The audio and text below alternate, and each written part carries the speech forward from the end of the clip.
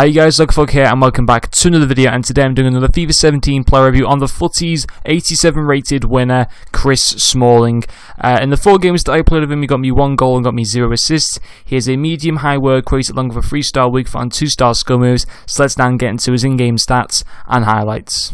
Okay guys, nothing towards Smalling's in-game stats. The 4 main stats on his card, which not to me, are his 90 stand tackle, his 89 marking, his 93 strength and his 80 pace. He has the 1 specialist of strength along with the 2 traits of injury prone and power header. And guys, before we get off into the pros and cons of this card, I believe I spent about 50 or 60,000 coins on this SBC card, which is a decent price. I'm not too sure what his kind of going price is at the moment on like Foothead or Footbin. I'm not too sure how they're kind of pricing it at the moment, but I believe he is under like 100k or maybe just a bit over that. And for the card that you're getting in return, it's a very nice looking card in terms of the design and the stats that he does have. Anyway, getting off into the pros for his Chris Smalling card, for me his first pro was his strength.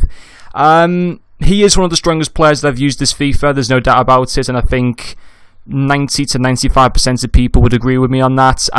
93 strength is absolutely fantastic, combining that with his good height, which I believe is 6'4", makes him an absolute rock in the defense, and also having a nice partnership with Inform Winston Reed. I know some of you guys would have done the Bailly SBC. I actually traded Bailly in because I'm not that interested in him, but anyway, yeah, for me his strength was fantastic, just bullying people off the ball, holding down that central defense position he was so good at doing, and very happy to see that though from this Chris Smalling card.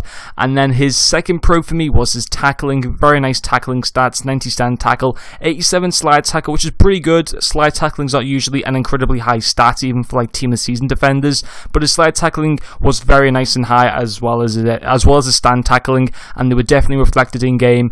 Just made the perfect tackles when I wanted him to make them. He's also making good blocks, interceptions occasionally. He was very good at doing that. And this kind of all leads on to the final pro, that is, he's just in general a very consistent defender. Very, very good. In terms of how he plays, I don't have any faults with him. You know, the medium high work rate's pretty good. You know, he's just got the perfect card. He's even got decent passing to kind of maybe start off an attack towards my midfielders or even my attack. He wasn't very good at doing that, but he could have the ability to potentially do that.